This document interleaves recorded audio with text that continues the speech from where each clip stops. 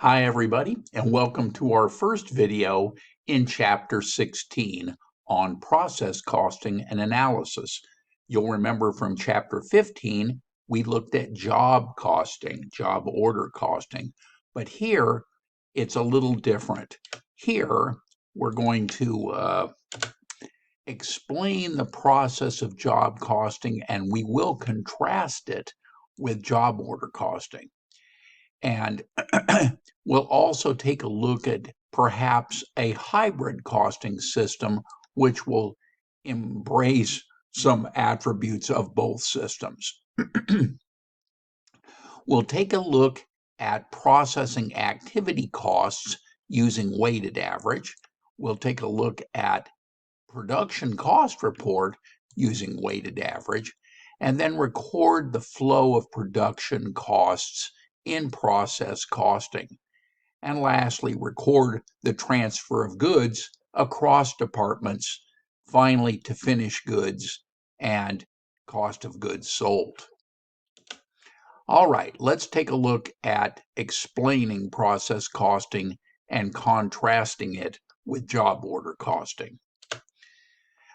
We use process costing in operations where we make a lot of similar items in a mass production way.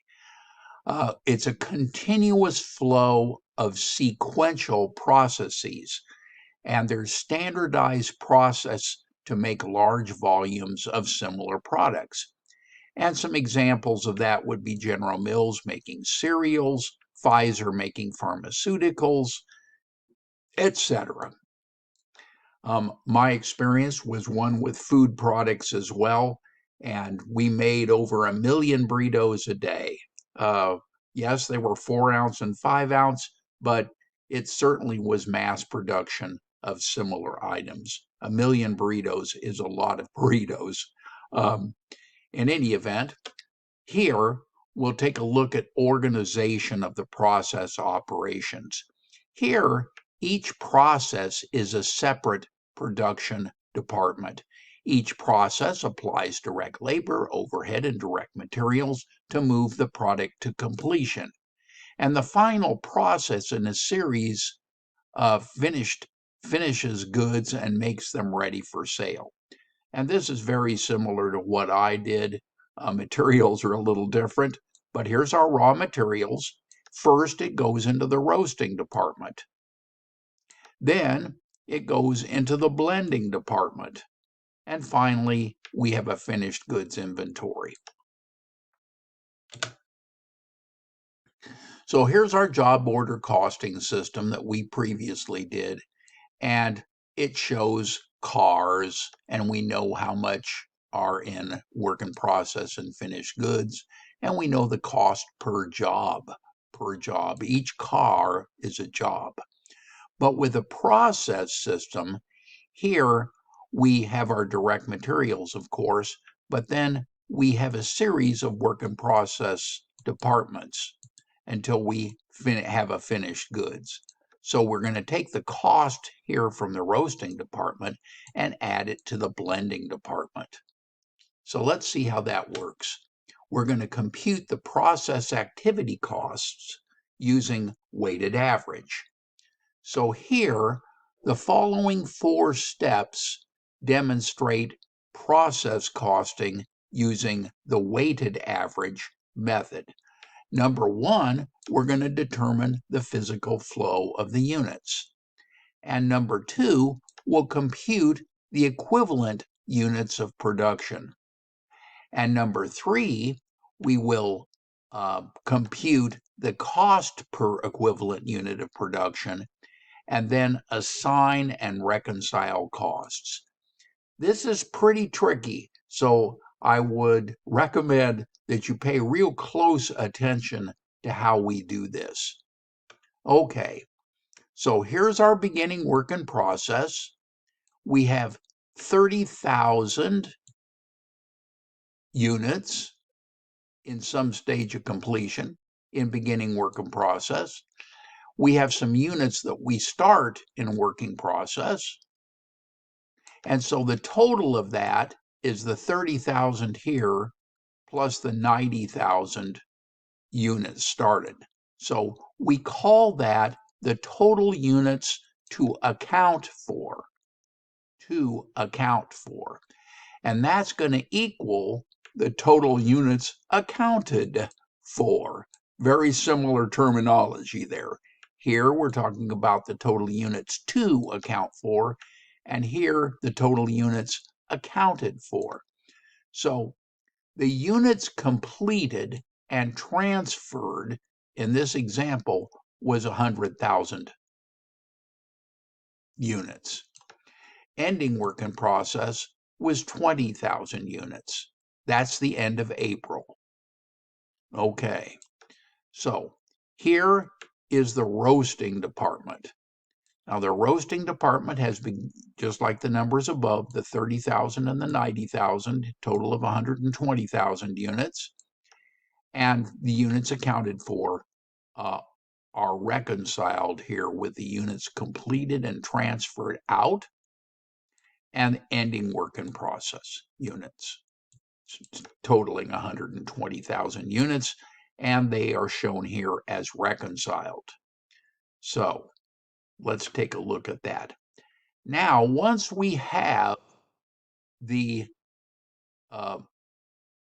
that step one done here, determining the physical flow of the units, now we're going to compute the equivalent units of production. And here, the direct materials are almost always 100% complete. Now the conversion costs, that's going to be the direct labor and overhead. That's going to get us to 65% in beginning work in process. So they are not complete, as you would well understand. But when we complete the units and transfer them, now they're 100% completed. But ending work in process in this example is only 25% complete. Okay. So now that we know that, our equivalent units of production, the EUP, the equivalent units of production transferred out, plus the equivalent units in ending inventory work in process. Okay, so you'll remember, coming back here, completed and transferred, ending work in process. Okay, so here we have the 100,000 units and 20,000 in ending work in process. From a direct materials standpoint, all of that is 100% complete. So our equivalent units of production is 120,000. However, conversion costs, we're now going to try to make these units, that which is completed and transferred out is 100% complete by definition, but our ending work in process is only 25% complete. So the equivalent units of 20,000 here, we would multiply the 25% times the 20,000 units to get 5,000 units of equivalent units of production. Okay, and that totals 105,000 units. Okay, everybody follow that. So now,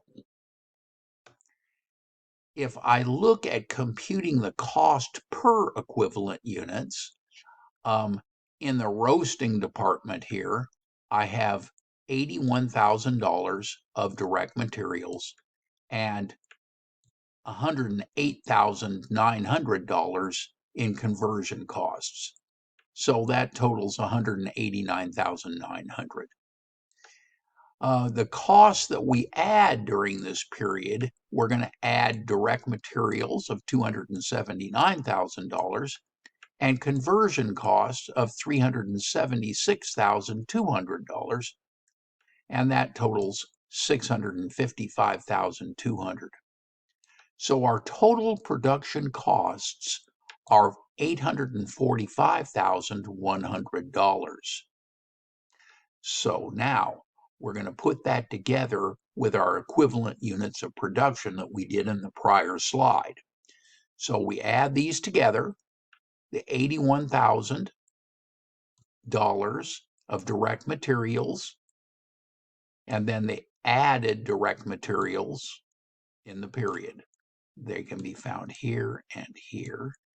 And then we're going to put our conversion costs here and here, here and there. Okay, so our total cost for direct materials, $360,000. Conversion costs, $485,100. Now our equivalent units of production for direct materials, which were 100% complete, was 120,000 equivalent units of production. So that translates to $3 per equivalent unit of production. Conversion costs, you'll remember we had only 5,000 here in our ending work in process, but 100% here in our conversion costs. So that totals 485,100 divided by 105,000. That totals $4.62 of equivalent units of production. Okay. Now we're going to assign and reconcile the costs. Here, we're going to bring forward those numbers. Now we had 100,000 units of direct materials that were completed and transferred out, and conversion costs of 100,000 that were completed and transferred out. So we multiply those times the cost per equivalent unit here, and we get $300,000 and $462,000, totaling $762,000. Now in ending work in process, we had the 20,000 equivalent units of production, and for conversion, 5,000 units of production. We'll multiply those by that same cost per equivalent unit from step 3 in the prior slide, and that totals $60,000 for direct materials and $23,100 for conversion costs. And the combination of both those is $83,100. So the completed and transferred out plus the ending work in process here is $845,100. Okay. Using our process cost information, number one here, it helps us control our costs. It compares to prior months and we can look and take any necessary corrective action. Number two, we can evaluate performance that way. We can say, hey, what department managers are better controlling their costs? And then number three, we can evaluate process improvements and examine how the cost per equivalent unit of production change after process improvements. And finally, we'll prepare financial statements, cost of goods sold, ending inventory. Those are reported on the income statement and balance sheet, of course, and we have some numbers from which to analyze and make any corrective actions that we might feel appropriate. Well, that looks like a good place for us to stop this video, and when we return, we will take a look at preparing a production cost report using weighted average. Until that time, bye for now.